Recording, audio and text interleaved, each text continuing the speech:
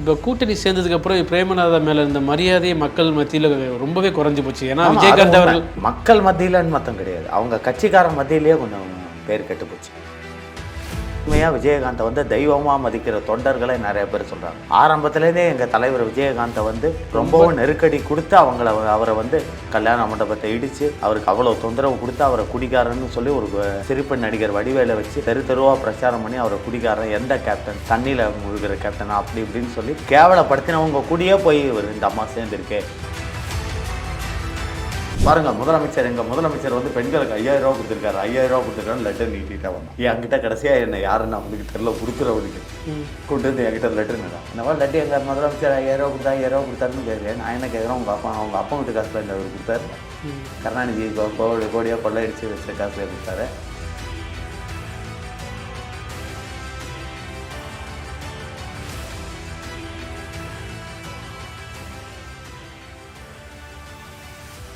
விஜய் அவர்கள் இன்னைக்கு மேடையில் கண் கலங்கின மாதிரி ஃபீல் ஆகிடு, ஒரு உணர்ச்சி வசப்பட்டு பேசின மாதிரி இருந்துச்சு. கலங்கி என்ன பேசினார் அவர்? உணர்வோட என்னையும் மக்களையும் பிரிக்க முடியாது, ரத்தமும் சதையாக இருக்கிறோம் அப்படின்னு சொன்னார்ல சார். இன்னைக்கு வந்து தமிழ்நாட்டை பொறுத்த வரைக்கும் 2 தான் மக்களோட மென்டாலிட்டி. ஒன்று அரசியல், இன்னொன்று சினிமா. புரியுதுங்களா? இது 2த்துக்குமே பவர் அதிகம். இதுக்கு முன்னாடி தாய் பாசமும் நிற்காது, தந்தை பாசமும் நிற்காது, கூட பிறந்தவங்க பாசமும் நிற்காது. புரியுதுங்களா உங்களுக்கு? இது 2 தான் இன்றைக்கி மக்களோட மென்டாலிட்டி மைண்டில் ஓடிக்கிட்டு இருக்கு. அதனால் விஜய் இல்லை, த்ரிஷா இல்லை, நயன்தாரால யார் போனாலும் அங்கே ஒரு கூட்டம் கூட தான் கூடும். புரியுதுங்களா? அண்ணாமலை போனாலும் கூட்டம், அண்ணாமலை கூட்டம் கூட மாட்டேங்கிறாங்க. அண்ணாமலை போனால் கூட்டம், அண்ணாமலை அதை தான் நான் தான் சொல்லிட்டேன். எங்கால வந்து ஸ்ட்ரைட் ஃபார்வேர்டு. அவர் உண்மையை பேசினாலும் இங்கே தமிழ்நாட்டில் பாதி பேருக்கு பிடிக்காது. புரியுதுங்களா? நீங்கள் போய் ஒரு தவறை வந்து ஒன்றுமே இல்லை, நீங்கள் இல்லை அவரு உணர்ச்சி வசப்பட்டு பேசினாரு தான் கேட்டேன். அவருக்கு அழுத்தங்கள் இருக்கும்ல, அந்த அழுத்தங்கள் நான் சொல்றதை ஒண்டி நீங்க கேளுங்க. நீங்க வந்து திருச்சி லீவுக்கு ஊருக்கு போவீங்கல்ல, போகும்போது இந்த அந்தியோதயா சூப்பர் ஃபாஸ்ட் எக்ஸ்பிரஸ்னு ஒன்று தாம்பரத்துலேருந்து கிளம்புது. 22 கம்பார்ட்மெண்ட் அட்ரஸோடு. அதில் நீங்கள் ஒரு தடவை வெள்ளிக்கிழமை அன்னைக்கு ஒரு நாள் ஏறி போய் பாருங்க. ஏன்னா காலை நீட்டி லைனாக படுத்திருப்பான், நிற்கிறதுக்கு கூட இடம் விட மாட்டான். அவன் எவனையாவது ஒருத்தனை எழுப்பி ஏன்பா நிற்கிறதுக்கே இடம் இல்லை, கொஞ்சம் எழுந்து உட்காருப்பான்னு சொல்லி பாருங்கள். அதுக்கப்புறம் திருச்சி போகிறதுக்குள்ளே நீங்கள் என்ன கதி ஆகிறீங்கன்ட்டு அப்போ தெரியும். சரி, அதுக்கு என்ன சம்மந்தம்? அதுக்கு நிறைய சம்மந்தம் இருக்குது. சொல்லுங்கள். அதாவது தமிழ்நாட்டை பொறுத்த வரைக்கும் தவறை தட்டி கேட்டாலும் பிடிக்காது. புரியுதுங்களா உங்களுக்கு? அதை மாற்றுறதுக்கு உங்ககிட்ட வம்பு பண்ணுவான். இப்போ நீ சொல்கிறது விஜய் அவர்கள் என்ன தான் பேசினாலும் அவர்கள் அதை எதிர்க்க பல கூட்டங்கள் இருக்கு. பல கூட்டங்கள் எதிர்க்கிறதுக்குன்னு இல்லை, அழிக்க. நான் ஆரம்பத்திலே சொன்னேன்ல, காசுக்காக போராட்டம் பண்ணுறதுக்குன்னு இங்கே பல கும்பல் இருக்குன்னு. இல்லை விஜய் சொல்லியிருந்தால ஒத்தையாளர் இருக்கேன், எல்லாமே மொத்தமாக சேர்ந்து எதிர்க்கிறாங்களே அப்படின்ட்டு. மொத்தமாக சேர்ந்து எதிர்க்கிறாங்கன்னா இங்கே தமிழ்நாட்டை பொறுத்த வரைக்கும் இந்த திராவிட மாடலோட இதுவை பற்றி உங்களுக்கு நல்லாவே தெரியும். அவங்களுடைய மைண்ட் செட்டப்பே வந்து யாருமே புதுசாக உள்ளே வந்துடக்கூடாதுன்றதுக்காக தான். புரியுதுங்களா? இவங்க முதல்ல வந்து இப்போ விஜய் எதிர்க்கிறாங்க.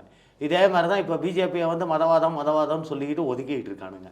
என்ன ஆனால் இங்கே இவன் என்ன பண்ணுறான், ஜாதியை வச்சு தான் இவன் அரசியல் பண்ணிக்கிட்டு இருக்கான். ஆனால் இவனுக்கு என்ன யோகிதை இருக்குது மதவாதத்தை பற்றி பேசுறதுக்கு? புரியுதுங்களா? ஜாதி பிஜேபி மதம் இப்படி தான் ஓடிக்கிட்டு இருக்கு. அப்படி இருக்கும்போது நீ அவனை ஒண்டி குற்றம் சாட்டிட்டு முதுகில் இருக்க நீ ஏன் பார்க்க மாட்டேங்கிற நான் கேட்குறேன். அதாவது மதவாதம்னா வந்து பிஜேபி வந்து இன்னைக்கு மதவாதம்னு ஒன்றும் இது பண்ணலை. புரியுதுங்களா? அதாவது இந்து மதத்தில் வந்து இன்றைக்கி நீங்கள் பார்த்தீங்கன்னா யாருமே வந்து எங்கள் முருகர் இதை செஞ்சார் அதை செஞ்சார் யாருமே வந்து அங்கே பரப்பலை. புரியுதுங்களா? இவனுங்களாம் வந்து சொல்லிகிட்டு இருக்காங்க.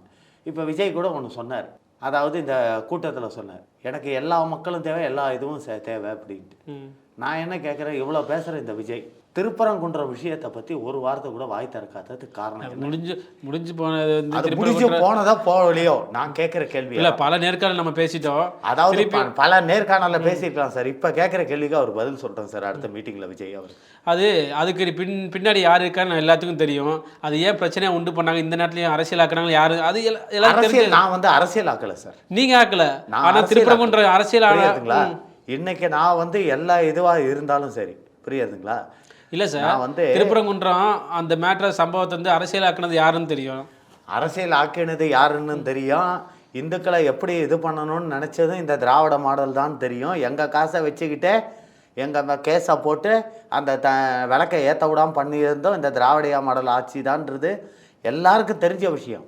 ஆனால் இவர் ஒரு பொதுவாக பேசியிருக்கலாம். இல்லை இந்துக்கு சப்போர்ட்டாக நான் பேசணும்னு நான் சொல்லலை, அரசாங்கத்துக்கு சப்போர்ட்டாக நீங்கள் பேசணும்னு நான் சொல்லலை.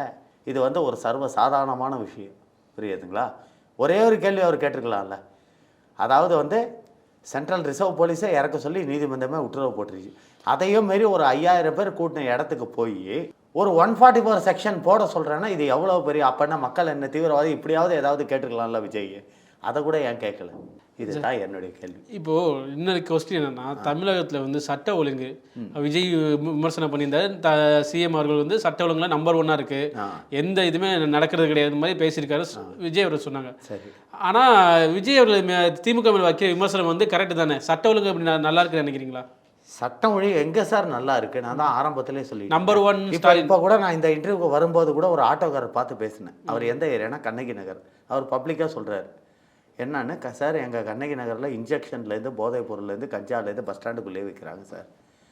உள்ளே வருது எல்லாமே ஆளுங்கட்சி சப்போர்ட்டோடு தான் சார் எல்லா போதைப் பொருளும் உள்ளே வருதுங்கிறார் அவர். புரியுதுங்களா?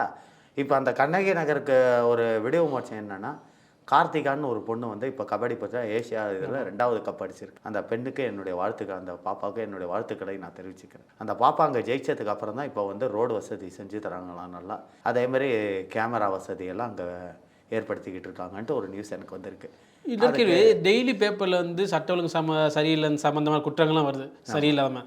இது ஸ்டாலின் அவர்கள் பேப்பர் படிக்கிறாரா தெரிஞ்சுட்டா நம்பர் 1 சொல்றாரு? இருங்க, நேத்திக்கு கூட ஒசூரில் வந்து ஒரு திமுக நிர்வாகியோட பையன் வந்து காரை ஏற்றி ஒரு அரசாங்க அதிகாரியை கொலை பண்ணி, அதாவது அந்த அரசாங்க குடியிருப்பு கிட்ட இப்படி சொல்லிக்கலாமா? சட்ட ஒழுங்கு சரியில்லாததுல தமிழகம் நம்பர் 1 இருக்கு.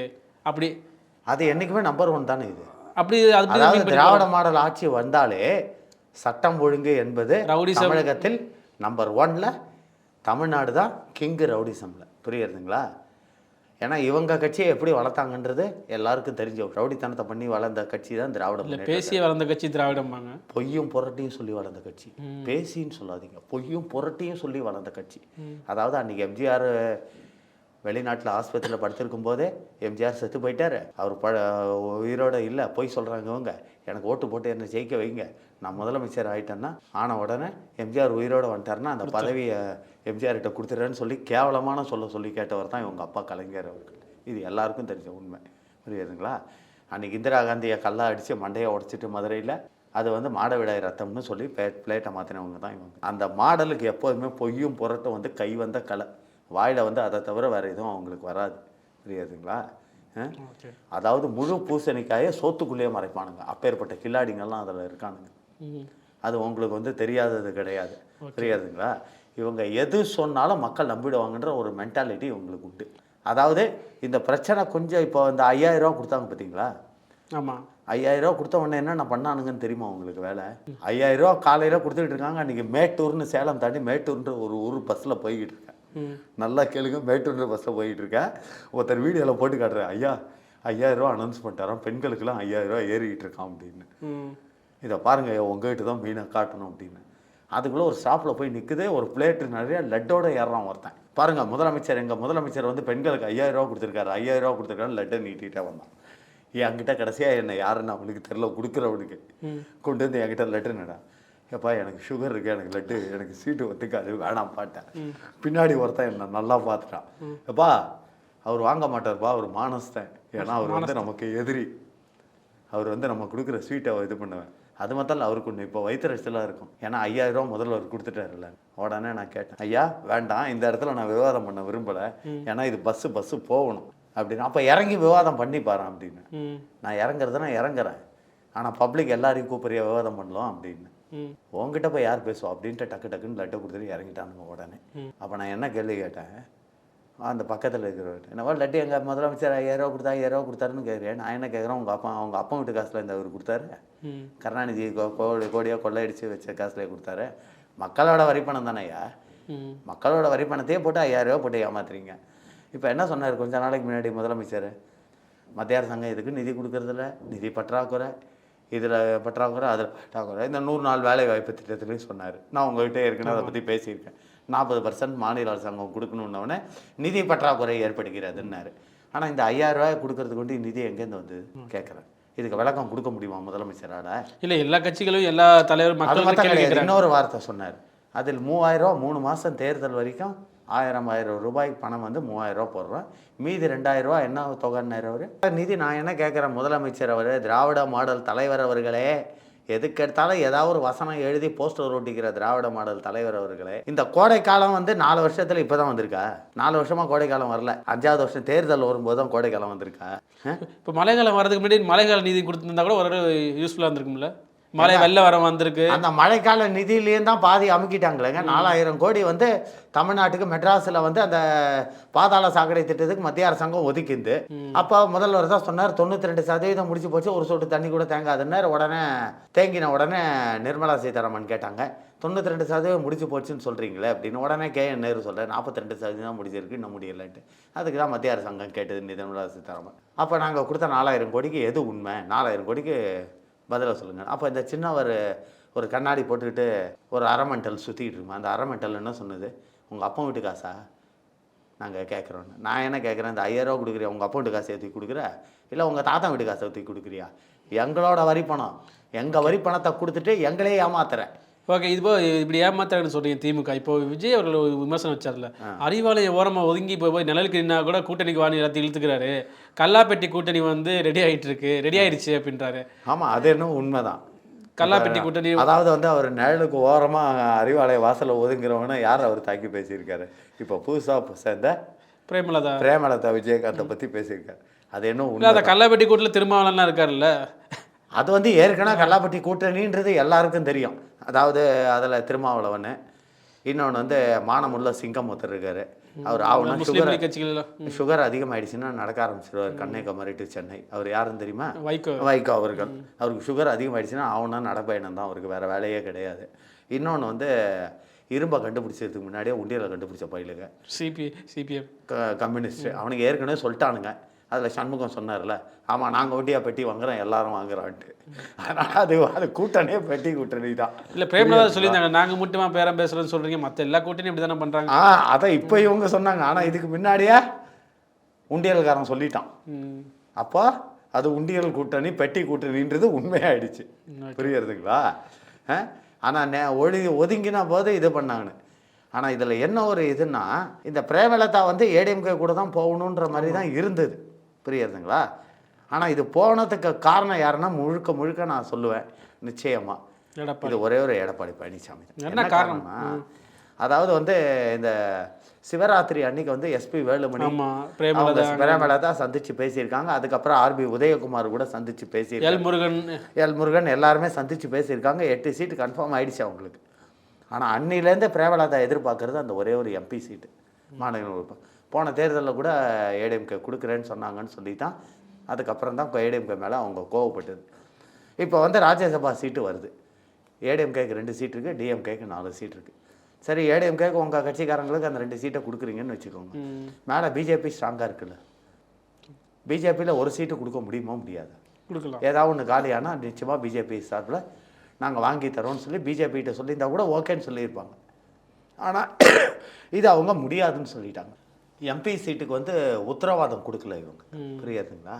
ஏன்னா அவங்களுக்கு பொறுத்த வரைக்கும் இன்றைக்கி பிரேமலதா பொறுத்த வரைக்கும் ஒன்று அவங்க பையனை எம்பி ஆக்கி மேலே அனுப்பணும், இல்லைன்னா அவர் தம்பியை அனுப்பணும்.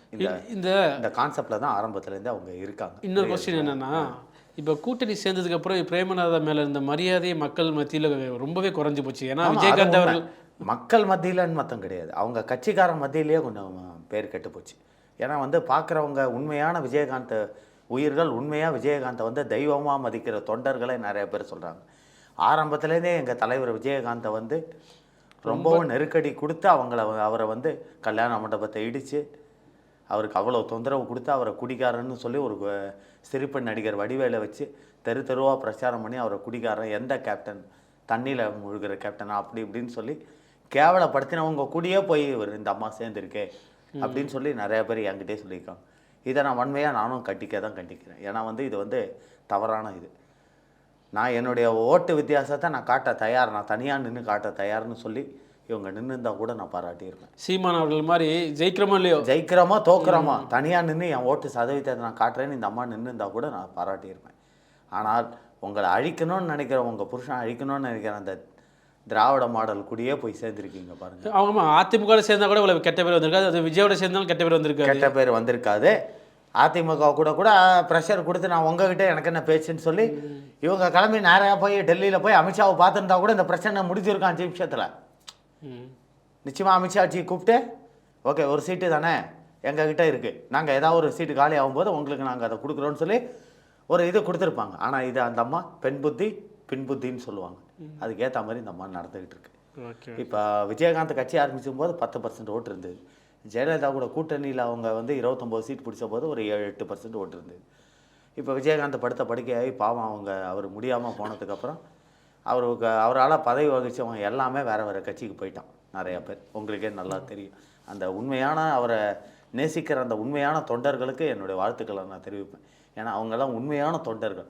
இன்றைக்கும் வந்து அவருடைய நினப்பிலே அவருடைய சாதனைகளை வச்சுக்கிட்டு இன்றைக்கும் அந்த கட்சி தான் உயிர்னு இருக்காங்க.